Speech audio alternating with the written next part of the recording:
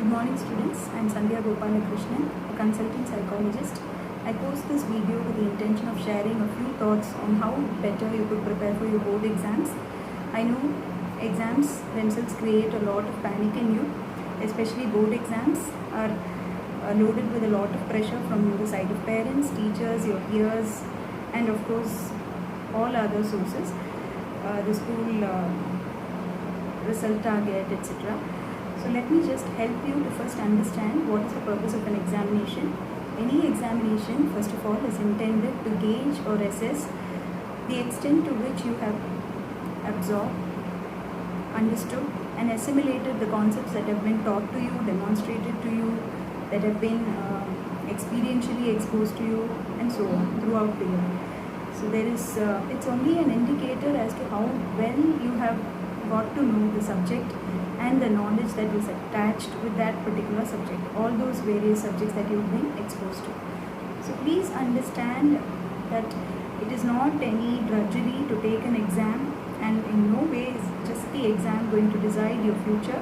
Although many people do have a saying that your board exams are going to change your future, they decide your future, and they are going to make you ride the bubble and so on. Please understand, now in the current scenario you have various other ways in which you could always shift back and forth into different careers at different points of time in your life.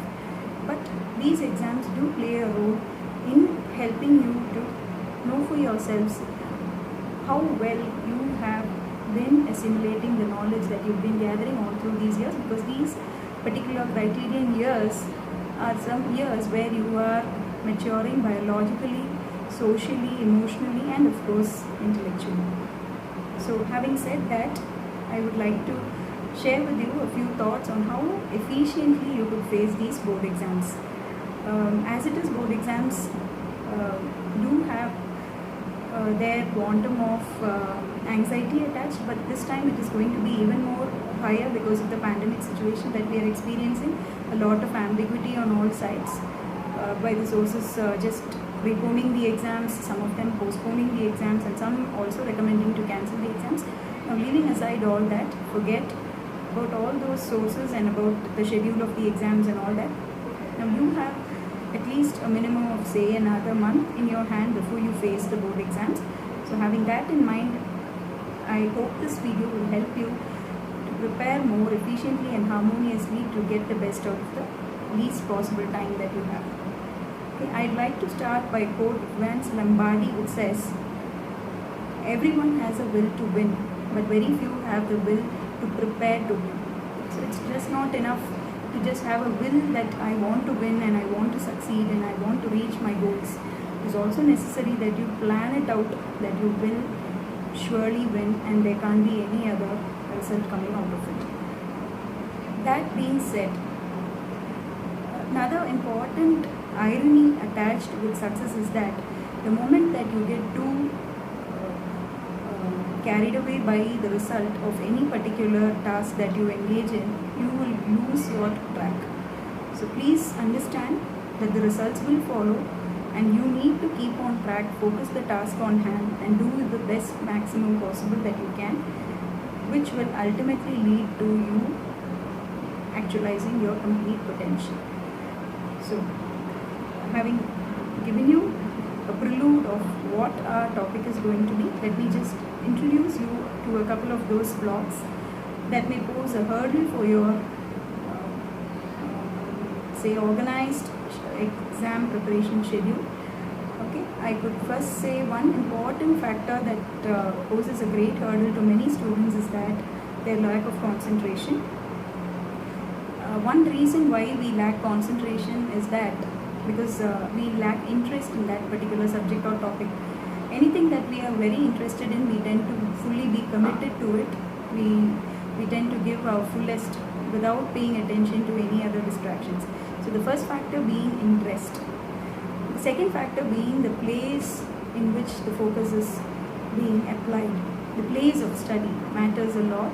Not all of us do have a study room, so I just suggest for those people who do not have a study room to choose a place wherein there will be minimal distractions.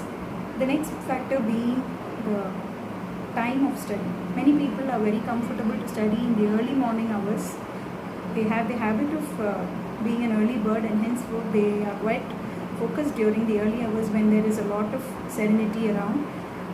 The same thing happens for some people during the night times, the late nights, when all people have gone to bed and there is complete silence. So whichever one suits your ability or to focus, please do adapt to that so that you use the time in more effective way. That is one. The other thing that matters with concentration span is that the duration of your study. If you sit with your book for hours together, you will of course have a tendency to lose interest over time, and then you feel it monotonous, and you may also end up in burnout. So it is very important that you organize your study time. You say for a day you allot at least 5 hours of solid study, wherein in between every 2 hours you take a 15-minute break. Now, having told about the break needs to be a very constructive one. Let it not be something which will go with the 15-minute surfing of Facebook or whichever social networking website you know. Neither should it be a phone call, neither should it be any other watching a movie, or it needn't be anything like a recreation that is going to be entertainment oriented, because of the fact that would interfere with you continued and prolonged the progress in your concentrated study. The movie or the song, or of course the talk on a phone conversation, anything could always be lingering on your mind to prevent you from focusing in the further course of your study. So please avoid such breaks. Only during your breaks you can always indulge in some good physical activity, like doing a 15-minute yoga, or it could be a shuttle playing, or it could be trying a recipe, that new recipe that you had served on. Anything that is going to be any hobby that you have, all of these will only enhance your focus on your further course of your study. So this is one.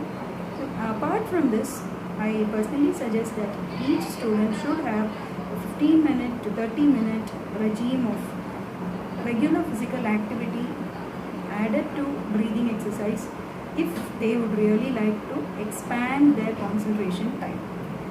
Over a period of time, people who have been regularly indulging in physical activities, or those who have been indulging in breathing exercises, have been said to have a greater attention span and greater volume for concentration compared to the others. This is a proved research fact.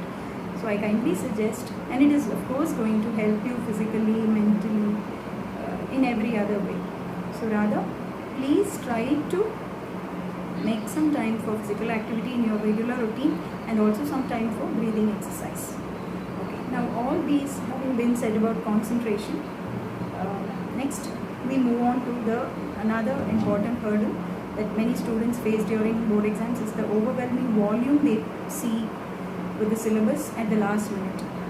All of us do have the tendency to pile up a lot of portions over months together, and then newly open the book just a day before the exam, or some people a week before the exam, and so on.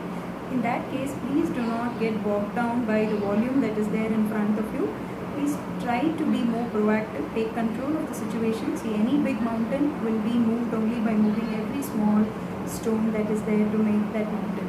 So similarly, please try breaking up your syllabus in a very wise way, in a very constructive way, how well it would match the blueprint that you have in your hand.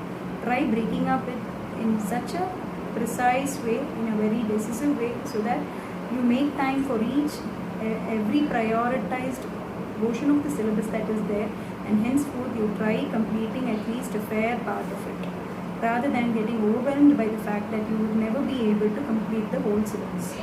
Okay, so what is realistic? Aim for that, and aim for it in a more organized way. Next, the fear of failure. Of course, many students have the fear of failure. It is one reason they never sit to study at all. Please, as I have told you earlier itself, if you forget the result only, you will be able to take the first step to even perform. If you always keep thinking about what the result will be, what will be my percentage, will I fare well, will I get a distinction, or will I get an average pass, then that is always going to interfere with your focus on the current task at hand. So kindly do not focus about results now. You forget your results and focus at the task in your hand, focus at the paper in your hand. Give as much as possible effort for the paper in your hand so that your results will ultimately make you lead in bright colors. Okay? And the next thing, block that many people face is that they do not have a proper plan as to how to go about study, where to start and which subject to start, how to go about it, because there are so many subjects and probably there are so many units. Now please take some time, at least if you're going to start your preparation from today or tomorrow, at least take a day's time for you to thoroughly read the blueprint or the examination pattern, so that you get a clear idea as to which every paper, whether it is a science paper or a maths paper or a language or an English paper, what is the structure for it, what is the skeleton of that paper, how many marks are allocated for each section, which lessons are given more weightage, which chapters are given less weightage, which are the topics that are carrying higher marks, which are the topics that are carrying 5 marks or 2 marks, a brief answer questions and all of that. When you thoroughly study that up and when you have a skeleton or a structure in your hand, your preparation will be much more organized and you will know which one to prioritize now, whether you've already had a little, at least some glimpse of what you have had learnt in classes or listened in classes or done something during the model exams or revision exams, everything put up together, you will already know which parts of the syllabus you are a little acquainted with, you are more acquainted with, where you need more effort, where you need to sit and slog and all of that. Then you categorize them and based on that you make a proper plan, examination schedule, and then go forward with your study time. Another important problem is the time management. Of course, many students have a problem that they are different, they have different learning abilities. Some students tend to always take a very outward look of any concept that they take a very superficial glimpse of it. They can take the concepts, they will absorb the concepts and they will try to give their own notion to it, their own understanding and perspective to it, and they add on and they perform. But there are other students who are also having a lot of inquisitive interest in knowing the depths of each topic and every topic that they are being exposed to. So they want to go browse and then get more information on those topics from different other sources.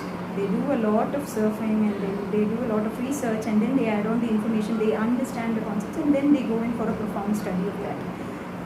Having said that, now it all depends on the time that you have in hand. Now being a very crucial time, just a few weeks or 1 month in hand with the exam, you need to know how well you manage your time. Please find out which are the time wasters that are posing a hurdle for you during your preparation time, say from morning to evening or night till your bedtime. What are the time wasters that are there in a day's routine? Say like how much time you spend on your daily chores, how much time you spend on sleeping, how much time, is it wise? Are you spending a fair time for prioritized activity? And how much solid hours of hard work is needed at this particular time for your preparation? You know that, you decide upon that. Try to cut down all your time wasters like social network, surfing, and then phone calls, and then of course various other entertainment activities for some time, at least till the task of your board exams being completed. Please manage your time in such a precise and decisive way so that you will only be using it constructively for your goal to be achieved. The other problems are like examination anxiety, memory problems, and some people have presentation skills. See, examination anxiety, when I come to talk about that, there are many people who are very well prepared, who have such good memory skills, who know the concepts in very profound way and all that, but the minute they see the examination hall or they see an invigilator, the question paper, they tend to get a blackout feeling, they forget all what they have studied and all that. Now this happens because of too much of anxiety interfering with the performance. See, you always tend to have only the optimum level of anxiety that is needed for you to perform. There has to be some fears, there has to be little positive anxiety inside in order for your performance to come out in the best possible way. If there is zero anxiety, of course the performance is going to not come up to the mark. So there should be some interest, some momentum that is needed for you to enthusiastically perform, but let it not overrule you. Please make sure that you take many number of deep breaths, you do some pranayama, you do some physical activity. Do not prepare till the last moment, just even 1 hour before entering the exam hall. Just relax, at least a day before the exam date. Finish, try revising everything, finish working out all your previous year papers. Stay relaxed, only revise those portions which you have already been acquainted with. Don't take up new portions on that minute and then try acquiring them. Do not talk to many friends and ask what they have studied and what they are telling. Do not believe on rumors that the question paper is going to be tough and all that. Just keep your mind composed. You know you've fairly gone through all the topics that have been discussed about that particular subject throughout the year. So that knowledge will always glimmer on you and make you do a fair justice to the paper. With that confidence, please enter the exam hall. Now, memory problems. When you talk about memory problems, see, many people do have a very there are words like we say photographic memory. For some people, when they listen to a class teacher demonstrating something, they get an eidetic imagery of that. They immediately remember that particular answer with that particular action. But for other people, how many ever times they've listened to it, of course they do have some problems in recalling them. So now we need to understand which is our memory style. Some people are good auditory memory capacity people. Like we talk out, we read out loud. If we listen to a lot of lectures and speeches, then we tend to remember them well. Some people do acting in the way of them experiencing something, they remember things very well. So you act out the answer if it's going to be a literature role play, or if it's going to be a science experiment, you try out the experiment, you demonstrate it in front of you to the extent possible within the time that you have. And that is one way you improve upon your memory. Other than that, many techniques like mnemonics, acronyms, the flowchart method, the flashcard method, all of this you can go browse and help you enhance your memory. Besides all this, the last thing, very important, is presentation skills. Now you having prepared so well, your memory being taken care, anxiety being taken care, concentration had been sound, and then you had a very good schedule everything. But the moment you get the paper in hand and you start performing, if your answers are not organized or not legible, if they are not going to be conducive for the examiner to examine and evaluate them, then of course the purpose will be not met. So please make sure that even though I am not talking about a very great handwriting, the handwriting could be at least minimally legible. Please make sure that your handwriting is legible to the examiner. Please make sure that you make the key points easily accessible for the teacher, because the teachers will not be able to go through the whole paper word by word. They need to easily access the key points in order to evaluate you based on that. Make sure you please go through the guidelines of the blueprint of the examination committee as to whether you can underline the answers, whether you can use highlighting pen, whether you have to use a blue pen or a black pen or pencil or whichever for illustrations and figures, and follow them, adhere to them very carefully so that your presentation is appropriate to the exam, and henceforth your results are going to be quite as expected by you. Okay. So having said all this, I only wish that there should be appropriate, adequate, planned preparation for the board exams, whether they are going to be in amidst the pandemic or whether they are going to be a normal situation. An exam is always an exam. It's just an exercise wherein you are trying to showcase how much you have assimilated throughout the year about that particular concept. Having this in mind, forget about all those distractions around you, those pressures around you. Go ahead with confidence, face the exam with courage and with sensibility, and succeed. If you like this video, please subscribe to my channel and please do post your comments and feedback. Thank you.